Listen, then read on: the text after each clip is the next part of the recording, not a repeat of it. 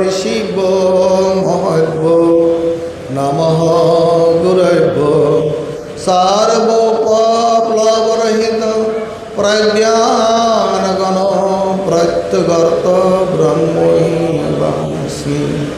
ॐ नारायणं पद्मभवं वसिष्ठं शास्त्रीं च तत्पुत्रपराशरं च व्यासं शुकं गौरपादं महान्तं गोविन्दयोगेन्द्रमतास्य शिष्यं श्रीशङ्कराचार्यमतस्य पद्मपादं च हस्तमलकां च शिष्यं तं प्रणकं भक्तिकारणमण्डनस्मद्गुरुं सन्ततो मानतोऽस्मि। ॐ श्रुतिस्मृतिपुराणानाम् आलयं करुणालयं नमामि भगवत्पादं शङ्करं लोकशङ्करं शङ्करं शङ्कराचार्यं केशवबादरायणं सूत्रभाष्य कृतो वन्दे भगवन्तो पुनः पुनः। ईश्वरो गुरुरात्मेति मूर्तिभेद विभागिनी व्योमोद्व्याप्तदेहाय दक्षिणामूर्तये नमः। गुरु ब्रह्मा गुरु विष्णु गुरुदेव महेश्वर गुरु साक्षात् परं ब्रह्म तस्मै श्री गुरवे नमः। ॐ पूर्णमदः पूर्णमिदं पूर्णात् पूर्णमुदच्यते पूर्णस्य पूर्णमादाय पूर्णमेवावशिष्यते। ॐ शान्ति शान्ति शान्ति। जय महान गुरु पूर्णिमा उत्सव आज ए पुण्य लगने प्रथमे परम पूज्य गुरुदेव के कोटि कोटि प्रणाम। गुरु परंपरा गुरु श्रेणी के प्रणाम, जगते सकल गुरुजन के प्रणाम एवं आदि गुरु आदि योगी महादेव के प्रणाम। कलिजुगेर सार्वभौम गुरु श्री कृष्ण द्वैपायन वेदव्यास को प्रणाम एवं सकल के जानाई ओम नमो नारायण। আমরা সকালে গুরু পূর্ণিমার উৎস সম্পর্কে একটু আলোচনা করেছিলাম। সেখানে বলা হয়েছে গুরু পূর্ণিমা একটি বৈদিক সনাতন হিন্দু রীতি। বৈদিক কাল থেকে আষাঢ় মাসের শুক্লপক্ষকে পূর্ণিমা তিথিকে কেন্দ্র করে উৎসব উদযাপন করা হয়। যে উদযাপনের মধ্যে থাকে গুরুদেবের প্রতি শিষ্যদের শ্রদ্ধা ভক্তি ভালোবাসা কৃতজ্ঞতা পূজা প্রদর্শন আরতি প্রদর্শন স্তব স্তুতি এবং গুণগান কীর্তন এর মাধ্যমে গুরু শক্তি শিষ্যের মধ্যে সঞ্চারিত হয়। তাই এই তিথিকে বলা হয় গুরু কৃপাধারার অবতরণ শক্তি। এই গুরুর কৃপাধারার যে গুরু পরমাত্মা, এই গুরু হচ্ছে নির্গুণ গুরু। গুরুকে বলছেন সেই গুরু নির্গুণঞ্চ পরব্রহ্ম গুরুরীতি অক্ষরদ্বয়ম মহামন্ত্র মহাদেবী গোপনীয়া পরাৎপর। গুরু শব্দের অর্থই হল পরমাত্মা। সেই প্রত্যগভিন্ন পরমাত্মা স্বয়ং গুরু, অর্থাৎ সে পরমাত্মাকে গুরু বলা হচ্ছে। তিনি নির্গুণ, তার কৃপাধারা জগতের মধ্যে অবতীর্ণ হয় জগতের জীবের সকলের কল্যাণের জন্য। তার এই কৃপাধারা কেবল মানুষের মধ্যে আধারিত হয় তা নয়। এই কৃপাধারা দেবলোকের দেবাদিদেব মহাদেব যিনি আদি যোগী, তার শরীরে প্রবিষ্ট হয়ে আদি যোগী থেকে আদি গুরুতে এই পূর্ণিমার তিথিতে প্রকট হয়ে তিনি জ্ঞান দান করেছিলেন সপ্তর্ষিকে, যারা ছিলেন অত্রি, অঙ্গিরা, পুলস্ত, পুলহ, ক্রতু, মরীচি। মতান্তর অন্য নামও দেখা যায়। এই 7 জন ঋষিকে এই তিথিতে মহাদেব আত্মজ্ঞান প্রদান করেছিলেন। এই পরমাত্মার কৃপা দ্বারা এই কলিযুগের যাকে আমাদের হিন্দু শাস্ত্র মতে সকলের বিশ্বাস, সকলের আস্থা এবং প্রত্যয় এবং ধারণা করা হয়, কলিযুগের সার্বভৌম গুরু শ্রীকৃষ্ণ দ্বৈপায়ন বেদব্যাস তিনি এই পূর্ণিমা তিথিতে তার পিতা পরাশর এবং মাতা সত্যবতীর কোল আলোকিত করে এই মর্ত্যলোকে তিনি প্রকট হয়েছিলেন ভগবান বিষ্ণুর স্বয়ং অবতার। তিনি সার্বভৌম গুরু কেন? একজন গুরুর কাজ কি? একজন গুরুর কাজ হলো শিষ্যকে, জীবকে, শরণাগতকে সৎ পথ প্রদর্শন করা, সঠিক পথ প্রদর্শন করা। যে পথে সাধক শিষ্য ভক্ত অনুগত শরণাগত হলে, চললে, পালন করলে তার জীবনে পরম শ্রেয়, পরম কল্যাণ তথা আত্মজ্ঞান লাভ, ঈশ্বর লাভ, ব্রাহ্মস্থিতি, মহামুক্তি লাভ হয়ে থাকে। এই সার্বভৌম গুরু কৃষ্ণদ্বৈপায়ন কী করেছেন? আগের দিনে অর্থাৎ সত্যযুগে থেকে দেখা যায় আমাদের যে আদি পুরাণের প্রধান 3 দেবতা ব্রহ্মা, বিষ্ণু, মহেশ্বর, তার মধ্যে ব্রহ্মা ছিল চতুরানন, 4টি মুখ। এই 4টি মুখে তিনি কী করতেন? অনন্তর বেদ গান করতেন, অনন্তর বেদ স্তুতি করতেন। চতুর্মুখ দিয়ে ব্রহ্মা অনন্তর, আমাদের সনাতন ধর্মের যে প্রধান গ্রন্থ বেদ আমরা পাই। বেদ শব্দ তো গ্রন্থ নয়, বেদ শব্দের অর্থ হলো অনন্ত জ্ঞান রাশি, অনন্ত জ্ঞান। সে জ্ঞানের কথা, জ্ঞানের স্তুতি, জ্ঞানের স্তব, সে প্রাচীন দেবদুর্লভ ঋষিদের অন্তরে দৃশ্যমান যে বাণীগুলো উদিত হতো, সেই বেদের বাণীগুলো ব্রহ্মা অনবরত তার চতুর্মুখ দিয়ে তিনি অনর্গল বলে বেড়াতেন। এটাই ছিল ব্রহ্মার কাজ। কিন্তু এই বেদের বাণী যারা ঋষিরা ছিলেন তারা ধ্যান করে যদি উপলব্ধি করতে পারতেন, এত ব্যতীত জনকোলাহলে এই বেদর বাণী আমাদের কাছে পূর্বে ছিল না। এই বেদব্যাস, কৃষ্ণদ্বৈপায়ন বেদব্যাস, তিনি সে ভগবান ব্রহ্মার মুখ থেকে এই বেদকে তিনি গ্রহণ করে ঋষিদের অন্তরে যে মন্ত্র তারা দর্শন করতেন, যেগুলো বেদ বাণী রূপে শাস্ত্রে প্রকটিত হয়েছে, সমস্ত বাণীগুলো, বেদ বাণীগুলোকে তিনি সংকলন করলেন, সম্পাদনা করলেন। তিনি লিখতে লিখতে লিখতে দেখা যায় বেদ এক বিশাল গ্রন্থ হয়ে গেছে। তাই দেখা যাচ্ছে এত বড় গ্রন্থ দেখলে কলির মানুষ বইয়ে নমস্কার করে সালু দিয়ে পেরিয়ে রাখবে, কেউ আর করে দেখবে না বেদ। তাই তিনি ভাগ ভাগ করলেন। ঋগ্বেদ, এক এক বেদের আবার অনেক অনেক শাখা, বিভিন্ন শাখা, তার মধ্যে ব্রাহ্ম শাখা, আরণ্যক শাখা, উপনিষদ শাখা, মন্ত্র শাখা, যজ্ঞ শাখা, কত বল্লী, কত শাখায় বিভক্ত। মানুষ এই বেদকে ভয় পাবে বলে তিনি কি করলেন? এই বেদকে 4 ভাগে বিভক্ত করলেন। ঋগ্বেদ, সামবেদ, যজুর্বেদ, অথর্ববেদ। মানুষের নিকট তিনি ধারে ধারে পৌঁছালেন যে বেদজ্ঞান কলির মানুষ যত লাভ করতে পারে। যার মধ্যে বেদের জ্ঞান থাকে, যার মধ্যে বেদান্তের জ্ঞান থাকে, যার মধ্যে উপনিষদের জ্ঞান থাকে, সে হয় শান্ত, সে হয় স্থির, সে লাভ করে আনন্দ। শাস্ত্র বলছেন এই বেদজ্ঞান যার লাভ হয়েছে যাকে বলা যায় আনন্দী ভবতি, সে আনন্দময় পুরুষ হয়ে থাকে। তার জীবনে কোনো দুঃখ থাকে না, তার জীবনে কোনো কষ্ট থাকে না। আমাদের দৈনন্দিন জীবনে কত কষ্ট, কেন কষ্ট? আমাদের কাছে বেদের জ্ঞান নেই, আমাদের কাছে বেদান্তের জ্ঞান নেই, আমাদের কাছে উপনিষদের জ্ঞান নেই। ওই জ্ঞান চর্চা করার সময় আমাদের নেই, ফলে অশান্তি আমাদের অন্তরে আছে। কিন্তু ভগবান ব্যাসদেব তিনি এই বেদকে আমাদের কাছে এনেছিলেন, জীব যাহাতে বেদের জ্ঞান লাভ করতে পারে, বেদান্তের জ্ঞান লাভ করতে পারে, জীবনে শান্তি লাভ করতে পারে, আনন্দ লাভ করতে পারে, জীবনকে তিনি সুখ লাভ করতে পারে। এক শিষ্য গুরুদেবকে জিজ্ঞাসা করলেন, গুরুদেব আমরা তো পৃথিবীতে এসেছি ভোগ করার জন্য।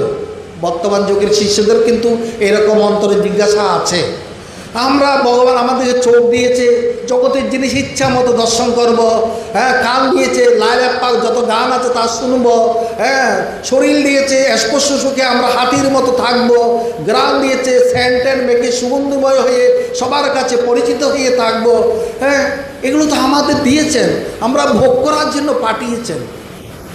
গুরুদেব বললেন এই সুখগুলো তো মানুষ ইতর প্রাণীর মধ্যেও দেখা যায়, গরু, ছাগল, শুকুর, হ্যাঁ, ভেড়া, হ্যাঁ, প্রাণীকুল, পশুকুল, তাদের মধ্যেও দেখা যায়। তোমার জীবনের মূল্য কী, তোমার জীবনের বিশেষত্ব কী, তোমার জীবনের বৈশিষ্ট্য কী, অর্থাৎ মানুষ্য জীবনের বৈশিষ্ট্য কী। আমি যদি মানুষ ইতর প্রাণীর মতো আহার নিদ্রা মধুর বই বিষয়ের মধ্যে মত্ত এই জীবনযাপন করি, আমার এই মানব দেহ যে ভগবান আমাকে পাঠিয়েছেন, এই দেহর মূল্য যদি আমি এই জীবনে ভগবানকে না দিই, এই মানব দেহ আমাকে আর দেবেন? তাই তো বলেছেন নির্দেহ সুলভ সুদুর্লভ, জগতের মধ্যে তিনটি জিনিস দুর্লভ। আচার্য শঙ্কর বলেছেন মনুষ্যত্ব, মুমুক্ষুত্ব, মহাপুরুষ সংশ্রয়। এই মানব দেহ দিয়েছে কেবল ভোগ সুখের জন্য নয়, এই মানব দেহ দিয়েছেন ভগবানের জ্ঞান লাভ করার জন্য। এখানেই এসে গেছে গুরুর ভূমিকা। কার থেকে এই জ্ঞান লাভ করব? কৃষ্ণ দ্বৈপায়ন আমাদের সেই জন্য বেদ বিভাগ করেছেন, ব্রহ্মসূত্র প্রণয়ন করেছেন, মহাভারত রচনা করেছেন, 18 পুরাণ রচনা করেছেন, ভাগবত দিয়েছেন, আর কি দেবেন? তাই তিনি জগতের সার্বভৌম গুরু, তার জন্মতিথি, সেজন্য তাকেও আজকে জগতের সকল সনাতনীরা প্রণাম নিবেদন করে ওম ব্যাসায় নমঃ। এই মন্ত্রে তাকে সকলেই প্রণাম করে। এই মন্ত্রে ব্যাসদেরকে প্রণাম করলে ফলশ্রুতি আছে, যারা তাকে এভাবে প্রণাম করে আজকের দিনে তার নাম জপ করে, তাদের অন্তরে জ্ঞান বৃদ্ধি হয়, অন্তরের অন্ধকার দূরীভূত হয়ে যায়, জীবন জ্যোতির্ময় হয়ে ওঠে, আলোকময় হয়ে ওঠে, জ্ঞানময় হয়ে ওঠে, আনন্দময় হয়ে ওঠে। এটা গেল গুরু পরম্পরার ধারা। এই গুরু পরম্পরা বৈদিক যুগ থেকে যে জ্ঞান লাভের জন্য গুরু শরণাগত হয়, গুরু আমাদের কি দেন? গুরু জ্ঞান দান করেন। জ্ঞান দাতা গুরু সাক্ষাৎ সংসার অবতারক। গুরুই একমাত্র জ্ঞান দান করেন। এই জ্ঞান কারা লাভ করেন? বলছেন যারা গুরুদেবকে প্রতিনিয়ত স্মরণ করেন, মনন করেন, পূজন করেন, ভজন করেন, কীর্তন করেন, আরতি করেন, ধ্যান করেন। সেই জন্য আমরা প্রত্যেক দিন শেষে বলি শ্রীমৎ পরম ব্রহ্ম গুরুং বদামি, অর্থাৎ সর্বক্ষণ গুরুর কথা বলিব, অন্য কথা বলিব না, অন্য কথা বলিব না। বলে তুমি শূন্য থেকো না, গুরু গোবিন্দ বই, মনটাকে শূন্য রেখো না, কেবল গুরুর কথা বলো, গোবিন্দের কথা বলো। বলে গুরু গোবিন্দ দুজন যদি সম্মুখে এসে যায়, তুমি আগে কাকে প্রণাম করবে? গুরু গোবিন্দ দো খারো কাকলা গোপায়, বলে হারি গুরু আপনে গোবিন্দ দিয়েই অবথায়।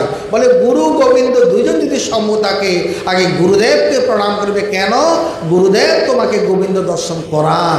সেই জন্য বলছে মনকে খালি রাখবে না, গুরু গোবিন্দ ছাড়া কথা বলবে না। যে কথা আমরা প্রতি বলি শ্রীমৎ পরম ব্রহ্ম গুরুং বদামি, যে কথার মর্মে নাই গুরুর সম্বন্ধ, সে কথা শুনিয়ে কবু হইও না অন্ধ। আমরা তো তাই শুনি। আমরা একত্রিত হলে সংসারে ঘন্টার পর ঘন্টা বিষয়ের কথা বলি, পরস্পরের আলাপচারিতা করে থাকি, ভুলে থাকি গুরুর কথা, ভুলে থাকি গুরুতত্ত্বের কথা, ভুলে থাকি সেই পরমাত্মার কথা, গোবিন্দের কথা আমরা ভুলে থাকি।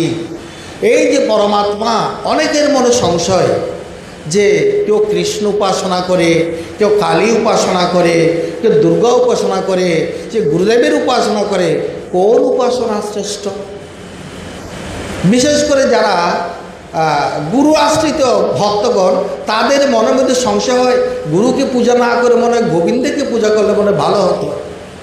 আচ্ছা, গুরু চেয়ে মনে ঠিক আছে কৃষ্ণকে পূজা করলে মনে ভালো হতো, না রামকে পূজা করলে ভালো হতো, না শিবকে পূজা করলে ভালো হতো। একটা কথা মনে রাখবেন,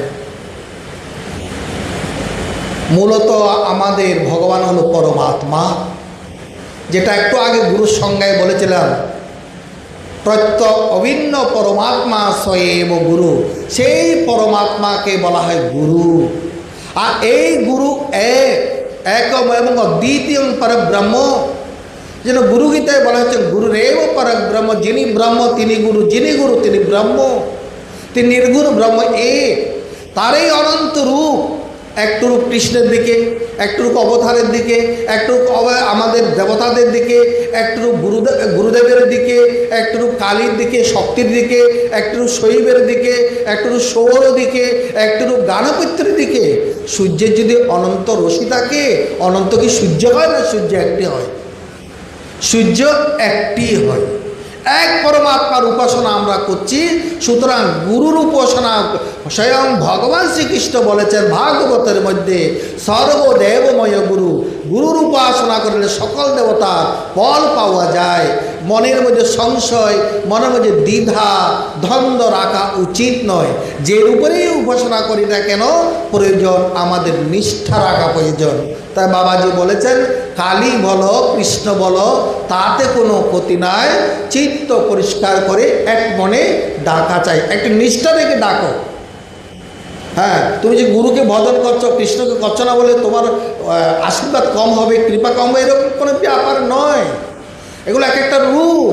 কার রূপ? পরমাত্মার রূপ। সেই এক একটা রূপকে আশ্রয় করে আমরা অরূপের ঘরে যাচ্ছি, আমরা স্বরূপের ঘরে যাচ্ছি, নিজের স্বরূপকে জানছি, নিজেকে জানতে পারছি একটা অবলম্বন করে, একটা আধারকে অবলম্বন করে। সবচেয়ে বলছেন আমাদের মহাত্মারা বলছেন, তুমি যদি এখানে দেবতার নিন্দা করা হচ্ছে না, দেবতার উপাসনা করছো, ঠিক আছে, তোমার যদি একটা মনে প্রশ্ন হয় দেবতার সঙ্গে সঙ্গে তোমার কথা বলে তোমার এই সংশয় নিরসন করবে। তুমি যেটা মনে করো আজ ভগবান শ্রীকৃষ্ণ নেই, তিনি তার দেহান্ত হয়েছে, লীন হয়েছেন, তিনি লীলা ত্যাগ করেছেন, এখন তুমি তোমার মনের একটা কথা কৃষ্ণকে জিজ্ঞাসা করলে তুমি কি উত্তরটা পাবে? কিন্তু গুরুর কাছে গেলে তুমি তোমার মনের সন্দেহ ইচ্ছা মতো বলতে পারবে, যিনি তোমার সংশয় নিরসন করে দেবে। তাই মহাত্মারা বলছেন গুরুকে তুমি কোন ভাবে উপাসনা করবেন? যোগ বাসিষ্ঠ বলছেন গুরুই হচ্ছে ব্রহ্মা। যখন দেখবে গুরু রাজসিকভাবে অবস্থান করছেন, তাকে ব্রহ্মার উপাসনা করবেন। আমাদের সকল দেবতার মধ্যে ব্রহ্মা একটু রাজসিকভাবে থাকেন, কেন রজগুণে সৃষ্টি করেন। তো গুরুকে যদি তুমি দেখো তিনি রাজসিকভাবে আছেন, ভালো কাপড় চোপড় পরে আছেন, মালা ঝোলা পরে আছেন, তাকে তুমি তাচ্ছিল্য করবে না। এই মুহূর্তে গুরুদেব আমার ব্রহ্মা। সেই পরক্ষণ তুমি দেখবেন সেই গুরুদেব একজন দিনে দুঃখী শরণাগতকে আশ্রয় দিয়ে তাকে পালন করছেন, তখন তাকে বিষ্ণুরূপী উপাসনা করবেন। বিষ্ণু কী করেন? আমাদের পালন করেন। গুরুদেব কারো অন্যায় দেখলে যখন বকাঝকা করে, তিরস্কার করে, তখন বলবে গুরু রুদ্র দেয়, রুদ্র রূপ, তিনি স্বয়ং মহেশ্বর। এই জন্য গুরু গীতায় বলা হয়েছেন গুরু ব্রহ্মা, গুরু বিষ্ণু, গুরু দেব মহেশ্বর, গুরু সাক্ষাৎ পরম ব্রহ্ম, তস্मै শ্রী গুরুবে নমঃ। দেখবেন গুরু শান্তভাবে অবস্থান করেছেন বলে তখন তিনি শীতল গঙ্গার মতো, তিনি তখন শীতল গঙ্গা, তিনি গঙ্গার রূপ ধারণ করেছেন। যখন দেখবেন তিনি শাস্ত্র চর্চায় নিরত আছেন, তখন দেখবে তিনি গণপতি ভগবান গণেশ। যখন দেখবে অন্যের সংশয় তিনি মিটিয়ে দিচ্ছেন, অন্যের দ্বন্দ্ব মিটিয়ে দিচ্ছেন, প্রশ্নের উত্তর দিচ্ছেন, তখন তিনি দিবাকর সদৃশ স্বয়ং সূর্য।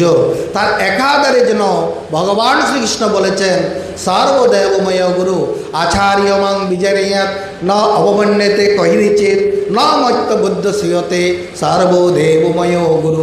ভাগবতে শ্রীকৃষ্ণ বলেছেন যে আমি গুরুরূপে জগতে অবতীর্ণ হয়েছি। কেন অবতীর্ণ হয়েছেন? জগতের মানুষের কল্যাণের জন্য। তাই তিনি বলছেন তাকে কখনো মনুষ্য জ্ঞানে অবমাননা করবে না। সর্বদেবময় গুরু হরিভক্তি বিলাস মতে বলছেন প্রথমস্তু গুরু পূজ্য ততস্তু মমর্চনম পূর্বম সিদ্ধিঙ্গবা প্রতি অন্যতা নিষ্ফলং ভবেৎ। প্রথমে গুরু পূজা করবে, তারপর আমার পূজা করবে। এই জন্য শাস্ত্রে বলা হচ্ছে গুরুকে তুমি কোন রূপে দেখবে, কোন রূপে তুমি দেখবে? কোন রূপে উপাসনা করলে তোমার কাছে বেদের জ্ঞান লাভ হবে? বলে স্বয়ং ভগবান রূপে। হ্যাঁ, কেন? গুরুতে মনুষ্য বুদ্ধি করুণা কখন গোটে তাহা বৌদ্ধ সদা সর্বক্ষণ। গুরুতে মনুষ্য বুদ্ধি, মন্ত্রে শিলা বুদ্ধি, মন্ত্রে অক্ষর বুদ্ধি, প্রতিমা শিলা বুদ্ধি যে করে সে নরকে গমন করে। তাই গুরুদেবকে যদি আপনি ভগবত জ্ঞান উপাসনা করেন, নিষ্ঠা সহকারে ভগবত তার প্রদত্ত নাম জপ করেন, তার মধ্যে কী লাভ হয়? তার মধ্যে পরাভক্তি লাভ হয়, তার মধ্যে পরাজ্ঞান লাভ হয়। তিনি বলছে কৌবল্য মুক্তি তিনি লাভ করেন, তিনি পরমানন্দ প্রাপ্ত হন এবং অন্তিমে নিত্য স্বরূপে অবস্থান করেন। অর্থাৎ ভগবান জ্ঞান লাভ করলে ভগবান যে যাহা যাহা দিতে সমর্থ, ভ মানি ভক্তি, গ মানি জ্ঞান, ব মানি বিমুক্তি, আ মানি আনন্দ, ন মানি নিত্য স্বরূপে স্থিতি তোমাকে তিনি দান করবেন। আর তোমার মধ্যে যদি সংশয় সন্দেহ থাকে, সংশয় আত্মা বিনশ্যতি। এই জন্য মানব জীবনে এসে আমাদের গুরুর প্রতি অকুণ্ঠ নিষ্ঠা রাখা প্রয়োজন। জগতের মধ্যে আমরা দেখতে পাই, মহাভারতে দেখতে পাই, উপনিষদের মধ্যে আমরা গৌতম মুনির কথা, উপকৌশলের কথা, পুরাণে মহাভারতের আয়ুধ ধর্মের শিষ্যদের কথা, কত মানে মুনি ঋষির কথা, যারা গুরুকে শরণাগত হয়ে সেবা করে, গুরুর বাক্যকে নির্বিচারে পালন করে এবং গুরুনিষ্ঠা রেখে জীবনে কৃতার্থ হয়েছেন। তাই মানব জীবন আমাদের তিনটি নিষ্ঠা অক্ষরে অক্ষরে পালন করতে হয়, তিনটি নিষ্ঠা জীবনে ধারণ করতে হয়, তিনটি নিষ্ঠাকে জীবনে রেখে জীবনটাকে পরিচালিত করতে হয়। একটা হলো গুরুনিষ্ঠা। গুরুনিষ্ঠাটা কি? গুরু সাক্ষাৎ ভগবান, এটা কারো মুখের কথা নয়। আচার্য শঙ্কর বলছেন, গুরু ব্রহ্ম স্বয়ং সাক্ষাৎ সেব্য বন্ধ মুমুক্ষুবি। বলে গুরু অর্থাৎ যিনি আচার্য শঙ্কর নির্বিশেষ অদ্বৈতবাদী, এক ব্রহ্ম ছাড়া কিছুই জানে না। তিনি জানেন ব্রহ্ম সত্য জগৎ মিথ্যা জীব ব্রহ্মৈব না পর। তিনিই বলছেন এই ব্রহ্ম গুরু, গুরু ব্রহ্ম স্বয়ং সাক্ষাৎ সেব্য বন্ধ মুমুক্ষুবি। যারা মুমুক্ষু তারা নিয়মিত গুরুর উপাসনা করবে, গুরু সেবা করবে। গুরু গীতায় অদ্বৈতার উপনিষদে বলছেন গুরুর এব পরং ব্রহ্ম। হরিভক্তি বিলাসে বলছেন গুরু সাক্ষাৎ হরি, ইহার অন্যতা করুণা। গুরু সাক্ষাৎ হরি। মনুসংহিতায় বলছেন আচার্য ব্রহ্মণ মূর্তি, গুরুদেব করছেন ব্রহ্মের প্রকট মূর্তি। এই বোধ উপাসনা করা, এই বোধ রাখা হলো গুরু নিষ্ঠা। গুরু যখনই বকা জকা যেমন করুক না কেন, একলব্যের মতো জ্ঞান রেখে, একলব্য যেরূপ দ্রোণাচার্যকে অন্তরে গুরু স্থান দিয়েছেন, প্রকৃত শিষ্যের লক্ষণ হলো হৃদয়ে গুরুকে প্রতিষ্ঠা করা। যেরূপ একলব্য প্রতিষ্ঠা করেছিলেন, যেরূপ উপকৌশল প্রতিষ্ঠা করেছিলেন, যেরূপ সত্যকাম প্রতিষ্ঠা করেছিলেন, যেরূপ আমাদের আরুণী উপবন্য উদ্ধালক হয়েছেন, সেইরূপ যারা অন্তরের মধ্যে গুরুকে প্রতিষ্ঠা করে তাদের এই গুরুনিষ্ঠা রক্ষিত হয়। এইরূপ গুরুনিষ্ঠা এক বালক ছিল যার নাম সাত্বিক। এই নামের মধ্যে অন্তর্নিহিত রহস্য। সাত্বিক কে হয়? যে গুরুনিষ্ঠা রাখতে পারে, যে মন্ত্রনিষ্ঠা রাখতে পারে, সেই সাত্বিক হয়। যিনি নিরামিষ আহার করে, সৎ কথা বলে, এতটুকুর মধ্যে সীমাবদ্ধ থাকে, পরের উপকার করে, অথচ গুরুর প্রতি ভক্তি তেমন নেই, তাকে সাত্বিক বলা যায় না। তাই আচার্য শঙ্কর বলেছেন শরীরং স্বরূপং তথাবা কলত্রং যশস্ত চিত্রং ধনমেরু তুল্যং গুরুর অগ্নি পদ্মে মনশ্চেত ননগ্নম তত কিম তত কিম তত কিম তত কিম। তোমার সুন্দর শরীর, সুস্থ শরীর, স্ত্রী পুত্র ভালো, অনেক তোমার ধন, একদম পর্বতের মতো তোমার ধন, এবং তোমার অনেক নামযশ গুণগান সব কিছু আছে। যদি তোমার গুরুনিষ্ঠা না থাকে, গুরুর পাদপদ্মে যার মন লগ্ন না থাকে, গুরুর পাদপদ্ম যে নিত্য ধ্যান করে না, পূজা করে না, যে গুরু ভজন করে না, গুরু কীর্তন করে না, সে তো আর সাত্বিক হতে পারে না। তাই ওই গুরু ভক্তের অসংখ্য শিষ্যের মধ্যে একটা ভক্তের নাম হলো সাত্বিক, কিন্তু তার মেধা একেবারে নেই। সে একেবারে গুরুদেব যা যা শিক্ষা দেন সে তেমন ধারণ করতে পারে না, কিন্তু তার দুটি জিনিস আছে, এক হলো গুরুভক্তি, এক হলো গুরু বাক্যে বিশ্বাস। তাই গুরুদেব মাঝে মাঝে আফসোস করেন, সাত্বিক। একদিন তাকে ডেকে বললেন, দেখ তোর মেধা দেখে অন্যান্য গুরুকুলের শিষ্যরা হাসাহাসি করে, তোকে ঠাট্টা করে, ব্যঙ্গ করে, তুই কিছু পারিস না, বেদ বুঝিস না, বেদান্ত বুঝিস না, বেদাঙ্গ বুঝিস না, তর্ক বুঝিস না, ন্যায় বুঝিস না, সাংখ্য বুঝিস না, যোগ বুঝিস না, হ্যাঁ কিছুই পারিস না। তুই পারবি, কারণ তোর কাছে গুরুভক্তি আছে, গুরুনিষ্ঠা আছে, হ্যাঁ গুরুবাক্যে বিশ্বাস আছে। তোর নিজের মধ্যে একটু আত্মবিশ্বাস জাগ্রত কর। একজন গুরু শিষ্যকে এইভাবে আগিয়ে নিয়ে যায়। তাকে বলছেন তুই পারবি, তুই একটু চেষ্টা কর, মনোযোগ কর। গুরুদেব তাকে আলাদা করে ডেকে তাকে শিক্ষা দিতেন। অন্যান্য শিষ্যরা বলতেন, সাত্বিকের তো তেমন ধ্যান ধারণা নেই, ভালো লেখাপড়া জানে না, বোকা, তাকে গুরুদেব এত আলাদা করে শিক্ষা দেয় কেন? গুরুদেবের প্রতি অন্যান্য শিষ্যদের একটু সন্দেহ সংশয়। হ্যাঁ, কিন্তু একদিন সব শিষ্যরা ওই সাত্বিককে শাস্তি দিবার জন্য, কেন গুরু তাকে বেশি ভালোবাসে, ঈর্ষার পরবশ হয়ে তাকে আঘাত করার জন্য, কেন তাদের ধারণা এইভাবে চলতে থাকলে একদিন আশ্রমের দায়িত্ব সাত্বিকের কাছে চলে যাবে, এদের মনে ভয় হয়ে গেছে। তাই ওকে শাস্তি দেওয়ার জন্য একদিন সাত্বিককে ডেকে বলছেন, ওই বালকেরা, সাত্বিক তোর তো গুরুর পথে অনেক বিশ্বাস, দেখি ওই আমাদের অনতি দূরে যে পাহাড়টা দেখা যাচ্ছে ওর উপর থেকে তুই লাভ দে, তোর তো কিছু হবে না, কারণ তোর প্রতি গুরুর প্রতি তোর ভক্তি আছে, গুরুর প্রতি তোর বিশ্বাস আছে, গুরুদেব তো তোকে কৃপা করে, তোর তো কোনো ভয় নেই, যা। এদের উদ্দেশ্য হলো ওর টিলা থেকে পরে যেন সে মরে যায়। ঠিক বলছেন, হ্যাঁ আমার তো গুরুর প্রতি ভক্তি আছে, বিশ্বাস আছে, হ্যাঁ সেই সোজা চলেই এলাম। কীরকম সরল বিশ্বাস, সরল বিশ্বাস না হলে গুরু কৃপা হয় না। যীশু খ্রিস্টকে একদিন এক শিষ্য জিজ্ঞাসা করছেন, আচ্ছা কি হলে গডকে পাওয়া যায়? তখন জিসাস ক্রাইস্ট, যীশু খ্রিস্ট, এরকম একটা টেবিল আছে সামনে, তো এখানে অনেক ভক্ত আছে, ওই রাঘবের মতো একটা বাচ্চা শিশুকে এরকম টেবিলের উপর দাঁড় করিয়ে দিলেন, বলে এই বালকের মতো যেদিন হতে পারবে সেদিন তুমি গডকে দেখতে পাবে। অর্থাৎ বালকের মতো বিশ্বাস, সরল বিশ্বাস। বালককে যদি বলে তুই এদিকে যাবি না, সে তো যাবে না। কেন? এদিকে যুদু আছে, বই আছে, যাবে না। ওদিকে যাবে না, কিছু খাবে না, সে খাবে না। এরকম বিশ্বাস, ওই রকম বিশ্বাস ছিল সাত্বিকের গুরুর প্রতি। তাই এরা যখন বলছে আমার তো গুরুর প্রতি বিশ্বাস আছে, যা হবে হবে, আমি ওখান থেকে ওই টিলা থেকে আমি ঝাঁপ দেব। সে গিয়ে টিলা থেকে ঝাঁপ দিল। এটা তো এরা যাচ্ছে আরও আধা ঘন্টা পরে, এর মধ্যে গেছে আজকে, সাত্বিক গেছে, সাত্বিক আজকে মরে গেছে, এটা আজকে আর পাওয়া যাবে না। ওরা সে কী অবস্থায় গেছে আছে দেখার জন্য সব বালকরা গেল 1 ঘন্টা পরে।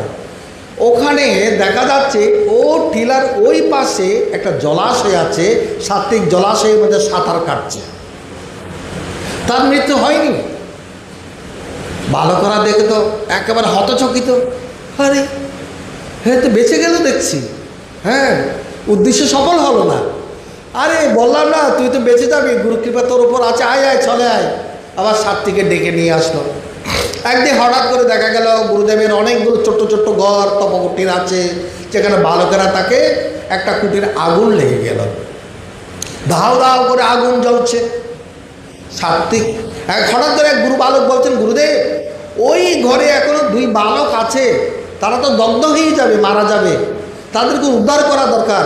এই বলে সাত্বিক তুই এদিকে এইদিকে তুই যা, তোর তো গুরু কৃপা আছে, আগুন তোকে কিছু করবে না। সে চলে গেল। সে চলে গিয়ে ওই 2 বালক উদ্ধার করে নিয়ে আসলো।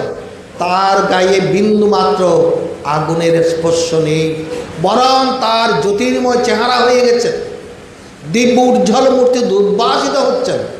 বালকরা ভাবছেন এবারও তো হলো না, এবার কি করা যায়। আচ্ছা, এবার তারা এক ফন্দি করলো যে সবাই মিলে চলো আমরা নদীর ওপারে আমরা ঘুরতে যাব। হ্যাঁ, দেখা যাচ্ছে ও আগে থাকতেই ওই নদী পারাপারের যে নৌকাকে সরিয়ে দিয়েছে। দেখো ঈর্ষা থেকে কি না হয়, একজনের গুরু পরীক্ষা হচ্ছে, শিষ্যের পরীক্ষা হচ্ছে, আর অন্যজনের ধ্বংস হচ্ছে। এই দুই কাহিনীর মধ্যে দুটাই দেখা যাচ্ছে। গুরুর প্রতি যাদের নিষ্ঠা নেই, তারা কারো গুরুর প্রতি যার ভক্তি থাকে, সে অন্যকে ঈর্ষা করতে পারে না, অন্যকে কষ্ট দিতে পারে না, অন্যকে আঘাত করতে পারে না, অন্যের সমালোচনা করতে পারে না। কেন?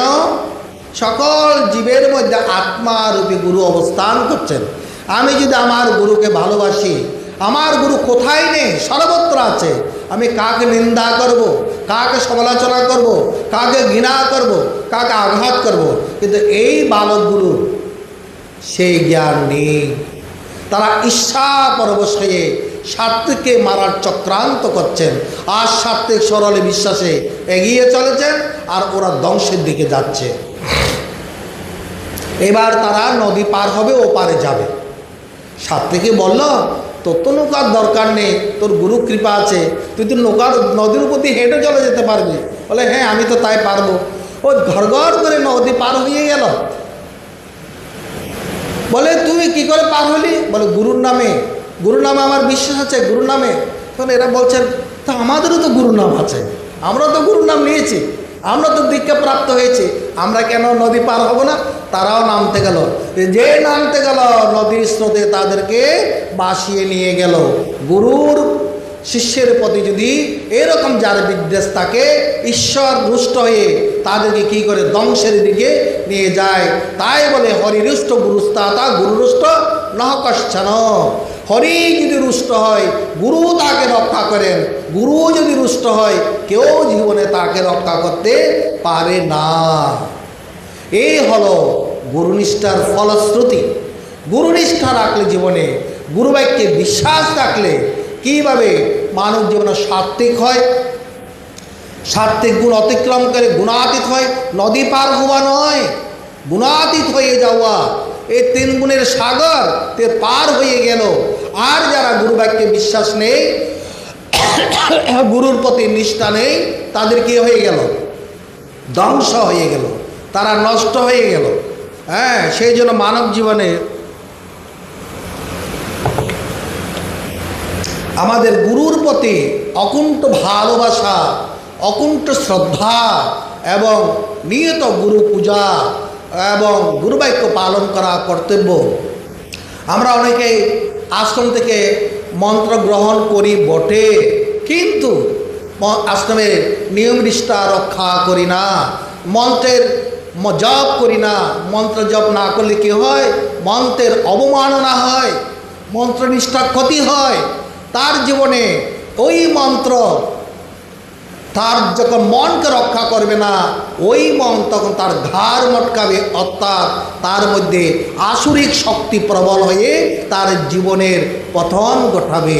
তাই মন্ত্রনিষ্ঠা জপের মাধ্যমে মন্ত্রনিষ্ঠা রক্ষা করতে হয়, প্রতিদিন মন্ত্র জপ করতে হয়, উপাসনা করতে হয়, হ্যাঁ, গুরু নির্দেশিত পন্থায় সাধনা করতে হয়, এবং নিয়মিত যেই আশ্রম থেকে আমরা দীক্ষা নিই না কেন, সে আশ্রমের প্রতি নিষ্ঠা রাখতে হয়, সেই আশ্রমের সেবা করতে হয়, সেই আশ্রম উৎসবে পার্বণে পূজায় অংশগ্রহণ করে শারীরিক মানসিক আত্মিক সর্বাঙ্গী সহযোগিতা করে নিজেকে আমাকে সাত্ত্বিক রূপে আমাদেরকে তৈরি করতে হয়।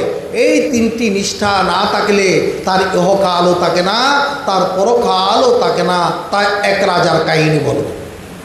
এক রাজা বনে গেলেন। এটা বলার পর মনে রাখবেন চাতুর্মাসের কথা বলতে হবে। ও আমাকে হাত দিয়ে দেখাচ্ছে চাতুর্মাসের কথা বলার জন্য। আচ্ছা, হ্যাঁ, এক রাজা বনে গেলেন। বনে তিনি গভীর জঙ্গলে পৌঁছে গেলেন।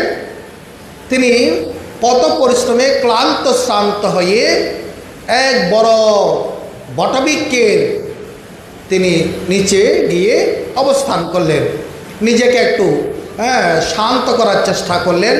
যার অনেক পরিশ্রম হয়েছে, গোড়া হাঁপিয়ে গিয়েছে, তো সেখানে তিনি এক অদ্ভুত দর্শন করলেন। এগুলো আমাদের শিক্ষণীয় বিষয়। সেই বটগাছের মধ্যে অদ্ভুত কত রকম পাখি আছে, যে পাখিগুলো মানুষের ভাষায় কথা বলতে পারে না, দেব পাখি। ওরা দেবদূত হয়ে পাখি রূপ ধরে এই পৃথিবীতে এসে মানুষকে শিক্ষা দেওয়ার জন্য এসেছে। ও রাজা যখন বসলেন তখন একটা পাখি উপর থেকে নিচের ঢালে নেমে বলছেন, এখানে নাই ওখানে আয়, এখানে নাই ওখানে। হঠাৎ করে পাখি উড়ে গেল, আরেকটা পাখি আসলো আরেক রকম। সে বলছে, না ওখানে নাই এখানে। রাজা তো কিছু বুঝতে পারছেন না। একটা পাখি বলল এখানে নাই ওখানে, আরেকটা পাখি না ওখানে নাই এখানে। এটা চলে গেল, আরেকটা পাখি আসলো, এসে বলছেন, না ওখানে না এখানে, অর্থাৎ ওখানেও নাই এখানেও নাই। অদ্ভুত রাজা। রাজা বলছেন, এ কীরকম কথা রে বাপ, এর জন্য অদ্ভুত এক বাণী, দৈব বাণী, কিছু বুঝতে পারছেন না। ওই পাখি উড়ে চলে গেল, আরেকটা পাখি আসলো, এসে বলছেন, ওইখানেও আছে এখানেও আছে, এখানেও আছে ওইখানেও আছে, চলে গেল। রাজা অনেকক্ষণ চিন্তা করলেন, এই বাণীর মর্মার্থ কি তোমরা কেউ পারবে? হ্যাঁ, ওখানে নাই এখানে নাই, ওখানে ওখানে নাই, এখানে নাই, এখানে না এখানে, ওখানেও আছে এখানে আছে, চারটা বাণী। রাজা রাজ্যের মধ্যে গিয়ে যত জ্ঞানী গুণী পণ্ডিত সবাইকে ডাকলেন, ডেকে বলছেন, আমার এই চারটি বাণীর মর্মার্থ যে দিতে পারবে তাকে আমি পর্যাপ্ত পুরস্কার দেব। অনেকে অনেক রকমভাবে রাজাকে উত্তর দিচ্ছেন, রাজার মনোপুত হচ্ছে না। এবার রাজ্যের মধ্যে ঢাড়া পিটিয়ে দিলেন, যে সঠিক উত্তর দেবে তাকে অর্ধেক রাজ্য উত্তর দিয়ে দেবে। শুনে বিভিন্ন রাজ্য থেকে, বিভিন্ন প্রান্ত থেকে যত জ্ঞানী গুণী আছেন তারা এই চারটি প্রশ্নের উত্তর নানাভাবে দেবার চেষ্টা করছেন। রাজা শুনছেন কিন্তু কোনো প্রশ্নের উত্তর মনোপুত হচ্ছে না। শেষে গেল এক চোর। চোর বলতে আমরা যেরকম নিকৃষ্ট মনে করি, আমরা সবাই চোর। গীতায় কি বলেছেন? দেবদত্ত অন্ন দেবে না করি অর্পণ, ভোগ করে যেই তার চুর্য আচরণ। যে নিত্য দেবতার উপাসনা করে না সেই চোর, যে নিত্য দেবতাকে ভোগ নিবেদন করে না সেই চোর, যে কর্ম চুরি করে সেই চোর, যে শব্দ চুরি করে সেই চোর, সে বাসা চুরি করে সেই চোর। কত চুরি করে মানুষ, সংসার আমরা কে ভালো? সেই অর্থে একজন চোর গেলেন, বুঝতে পারেন। তো রাজা দেখলেন, রাজা কি বলছে, রাজামশাই আমি উত্তর দিতে পারবো, 7 দিন সময় লাগবে, আর আমাকে 4টি মোহর দিতে হবে। বলে তুমি কি করো? বলে আমি একজন চোর। রাজা ভাবনার মধ্যে পড়ে গেলেন, চোর তো এভাবে গলা উঁচিয়ে বলেন আমি চোর, আবার আমার প্রশ্ন উত্তর দেবে, আবার 4টি মোহর দিতে বলছে। আশেপাশে যারা মন্ত্রীবর্গ আছে বলে, রাজামশাই দেবেন না, ওই 4টা মোহর নিয়ে চম্পট পাওয়া যাবে না। রাজা ভাবছেন আমার তো প্রশ্নের উত্তর পাওয়ার কথা, আর সে গেলে কত দূর যাবে, ঠিক আছে তাকে দিয়ে দেখি না, তাকে আমরা গোয়েন্দা দিয়ে তাকে পাহারায় রাখবো, সে কোথায় কোথায় যায়। রাজা 4টি মোহর দিয়ে দিলেন, বলে 7 দিন পর আসবো, প্রশ্ন উত্তর দেব, আর অর্ধেক রাজত্ব নিয়ে চলে যাব। ঠিক আছে আসো।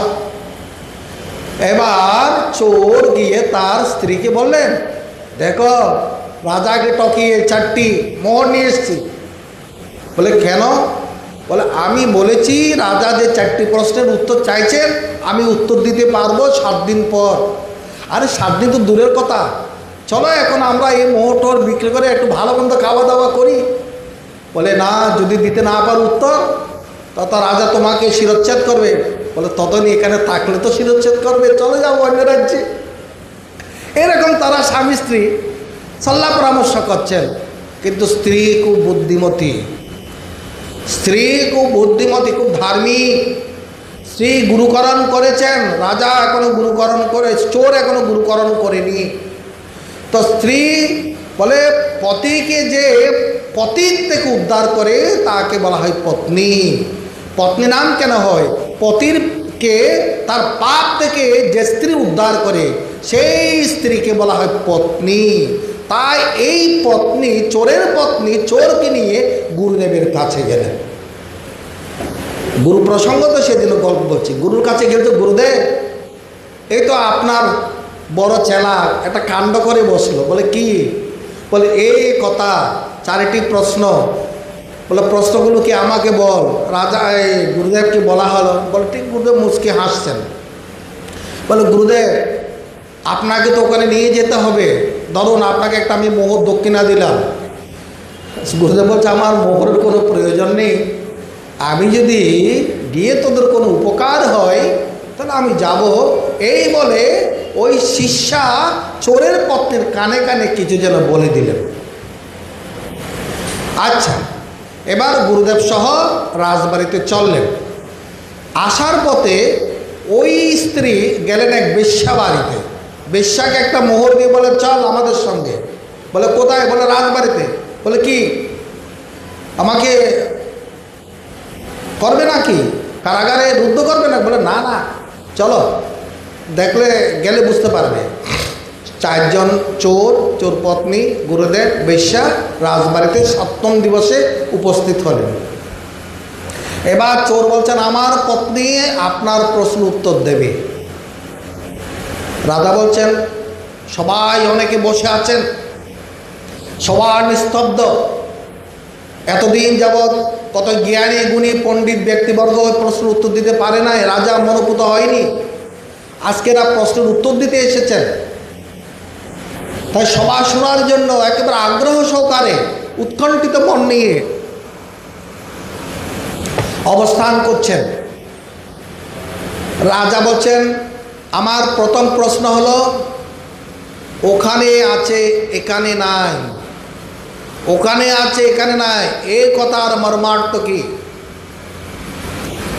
আসলে তো ওই চোরের পত্নীকে গুরুদেব কানে কানে সব বলে দিয়েছেন। বলছে গুরুদেব, এই রাজন আমার গুরুদেবকে দেখুন, একটা পণ্য কুটিরে তাকে ইহকালের সুখের জন্য কোনো দন দৌলত, টাকা পয়সা, বিল্ডিং, অট্টালিকা, বাড়ি গাড়ি কিচ্ছু করে নাই। কেবল পরকালের করে জোগাড় করেছেন, পরকালেরই সুখে থাকার জন্য। আমার গুরুদেবের মতো বুদ্ধিমান ব্যক্তি জগতে আর কে আছে? যে জগতে মানুষ পরকালের কথা চিন্তা করে, পরকালের করির কথা চিন্তা করে, বুদ্ধের যজ্ঞ দান তপস্যা করে, পরকালের জন্য তারা রাখে, পুণ্য অর্জন করে, পুণ্য কাজ করে, পুণ্য ফল তারাই প্রাপ্ত হয়। তাই তার এখানে কিছু নাই। এখানে ভোগবিলাসের মায়িক জগতের ভোগবিলাস তিনি ত্যাগ করে যা কিছু করেছেন ওইখানের জন্য করেছেন, মানে পরকালের জন্য করেছেন। আমাদেরও কি করা উচিত? ইহকালকে বেশি গুরুত্ব দেওয়া উচিত না পরকালকে গুরুত্ব দেওয়া উচিত? ইহকালকে গুরুত্ব কারা দেয়? চারবার ঋণঙ্কিত গীতং পিবেদ যাবজ্জীবন সুকন জীবের। যারা ওই কেবল দেহকে, দেহের ভোগবিলাসের জন্য চিন্তা করে তারা হলো চারবার। চারবার মানে নাস্তিক। তাই বলছেন আমার গুরুদেবটি শিক্ষা যে পরকালের প্রত্যেকটা মানুষের জীবনে পরকালের কথা চিন্তা করে যজ্ঞ দান তপস্যা সংযম এগুলো করা উচিত। রাজা অত্যন্ত প্রীত হলেন। এই প্রশ্নের উত্তরে তৎপূর্বে কোনো পণ্ডিত, কোনো জ্ঞানী, কোনো মন্ত্রী তাকে দেননি। রাজা এবার আসন থেকে একটু নেড়ে চেড়ে বসলেন, মানে একটু ভালো কিছু শোনা যাবে। বলে ঠিক আছে, খুশি হলাম। দ্বিতীয় প্রশ্ন, এখানে আছে ওইখানে নেই, এটার মর্মার্থ কি?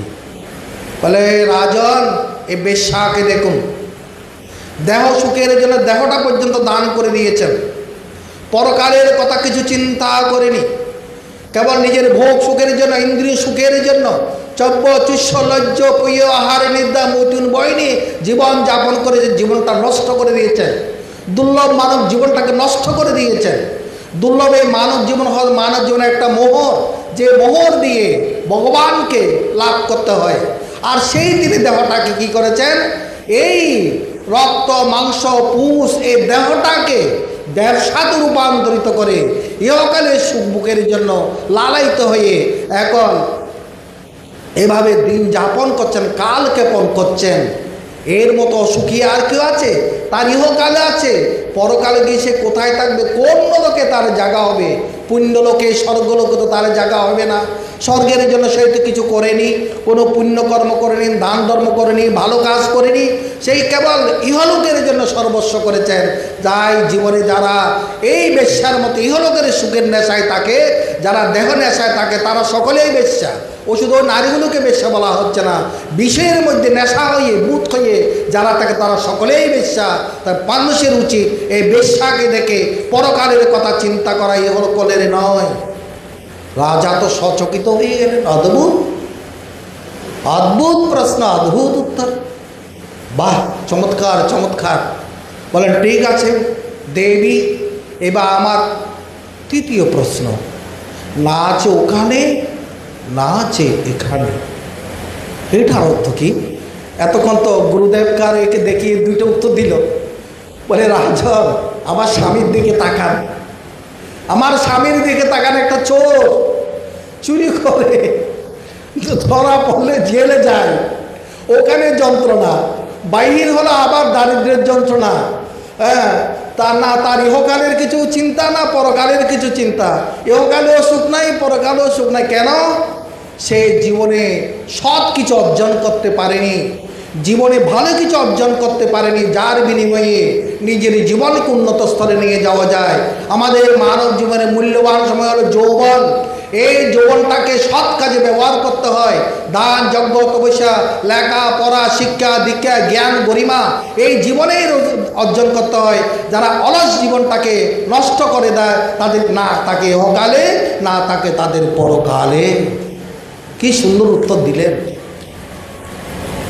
রাজা। বলছেন চমৎকার চমৎকার। বা আমার চতুর্থ প্রশ্ন, ইহকালে এও আছে ওখানেও আছে, এটার অর্থ কি? এখানেও আছে ওখানেও আছে। বলছে হে রাজন, আপনি তার জ্বলন্ত দৃষ্টান্ত। আপনি পূর্বজন্মে কত দান যজ্ঞ তপস্যা করেছেন বলে রাজার ঘরে জন্মগ্রহণ করে রাজ্য সুখ প্রাপ্ত হচ্ছেন। ইহকালেও আপনি দান যজ্ঞ তপস্যা করছেন, পরকালেও গিয়ে আপনি সুখে থাকবেন। তাই আপনার ইহকালেও আছে পরকালেও আছে। চমৎকার। এবার রাজা বললেন আমি তোমার প্রশ্ন উত্তর সন্তুষ্ট হয়ে তোমাকে বর দিতে চাই, তুমি কি চাও? আচ্ছা, এই প্রশ্ন উত্তর যদি আপনারা দিতে পারেন, যদি জিজ্ঞাসা করে এই আপনাদের মন মতো যা চান তা দেবো, কি চান, কি বলবেন? এই চোরের পত্নী যে বুদ্ধিমতী নারী, গুরুভক্তি পরায়ণ, তিনি কি বলেছেন জানেন? তিনি বলেন আমাকে অডেল স্বর্ণ দাও, বলে না আমাকে একটা সুন্দর বাড়ি করে দাও, বলে না আমার স্বামী একটা ভালো চাকরি করে দাও, বলে না আমার ভালো খাওয়া দাওয়ার ব্যবস্থা করো। তিনি বলেছেন হে রাজন, আপনি তো রাজা, আপনি সৎসঙ্গের ব্যবস্থা করুন, যাতে আমার স্বামীর মতো যারা জগতে চোর আছে তারা যেন ভালো হয়ে যায়। অর্থাৎ তারা যেন সৎ পথে চলে, শাস্ত্র পথে চলে, ধর্মের পথে চলে, তারা পাপ থেকে মুক্ত হয়, তাদের ইহকাল সুখের হয়, পরকালে সুখে হয়। কেননা একমাত্র সৎসঙ্গের দ্বারা এটা সম্ভব, অন্য কোনো কারণে নয়। বিনা সৎসঙ্গে বিবেক না হয়ে মহাত্মা তুলসী বলেছেন বিবেক জাগ্রত হয় সৎসঙ্গের দ্বারা। সৎসঙ্গের দ্বারা বিবেক জাগ্রত হলে সে ইহকালেও ভালো কাজ করবে, পরকালের জন্য ভালো কাজ করবে। তার দেবী বলছেন হে রাজন, আপনি এই জগতে সৎসঙ্গের ব্যবস্থা করুন। আমার স্বামীর মতো যারা আছেন সকলেই যেন ভাগবতী প্রবাহে তাদের জীবনকে উৎসর্গ করতে পারে, তারা যেন ভোগ বিলাসে নষ্ট না হয়, তারা যেন জীবনটাকে অধপাতে নিয়ে না যায়। দেবী এটাই বলছেন। রাজা বলছেন তথাস্তু। রাজা এইভাবে সেখানে ভাগবত পাঠের আসর, সৎসঙ্গের আসরের দ্বারা সকলের জীবনের কল্যাণ বইয়ে দিলেন। এইভাবে যারা আমরা গুরুকরণ করি কেন? যেন আমরা ইহকালেও ভালো থাকতে পারি, পরকালেও আমরা ভালো থাকতে পারি। এই জন্য আমরা যদি গুরুনিষ্ঠা, মন্ত্রনিষ্ঠা, আশ্রমনিষ্ঠা রক্ষা না করি, তাহলে আমাদের বলে না, নিজের পায়ে নিজে কুড়ুল মেরে নিজেই দুঃখ ভোগ করতে হবে। তাই তো আমাদের সনাতন হিন্দু ধর্ম মতে, সনাতন শাস্ত্র মতে শয়ন একাদশী থেকে উত্থান একাদশী পর্যন্ত এই 4টি মাস ভগবান বিষ্ণু তিনি ক্ষীরোদসাগরে যোগ নিদ্রায় অবস্থান করেন। যোগ নিদ্রা অর্থ হলো আমরা যারা নিদ্রা যাই জগতের কিছু জানি না, আর তিনি সব কিছুকে যুক্ত করে নিদ্রা যায় বলে, অর্থাৎ নিদ্রাকালেও তিনি সব কিছু জানেন, সব কিছুকে যুক্ত করে নিদ্রা গ্রহণ করেন বলে তার নিদ্রাকে বলা হয় যোগ নিদ্রা। এই সময়ে সাধারণত বর্ষাকাল থেকে শুরু হয়, আর এই সময়ে এই ঋতুগত কারণে মানুষের মধ্যে রজতম গুণের ভাগ বেড়ে যায়। তাই আমাদের মুনি ঋষিরা এই 4 মাসকে বিশেষভাবে ব্রত হিসেবে গ্রহণ করে সকলের কল্যাণের জন্য বিধান দিয়েছেন চাতুর্মাস্য ব্রত পালন। চাতুর্মাস্য 4 মাস ব্রত পালন। মুনি ঋষিরা তারা কোথাও যাওয়া আসা করেন না, তারা এক স্থানে থাকেন, নদী পার হন না, তারা 4 মাস এক স্থানে বসে তপস্যা করেন। ওই যে বলেন ওই সময় মানুষের মধ্যে রজতম গুণ বেড়ে যায়, আসরিক প্রাবল্যের কারণ হয়, দেবভাগ নষ্ট হয়ে যায়। তো দেবভাগকে জাগ্রত করার জন্য, বিবেককে জাগ্রত করার জন্য, বৈরাগ্যকে মনের মধ্যে অবস্থানের জন্য প্রত্যেককে কিছু না কিছু সংযম পালন করতে হয়, যাকে বলা হচ্ছে চাতুর্মাস্য ব্রত। এই সময় মুনি ঋষিরা কেউ কেউ 4 মাস মনোব্রত করেন, কেউ কেউ অন্ন ত্যাগ করেন, কেউ মিষ্টি ত্যাগ করেন, কেউ লবণ ত্যাগ করেন।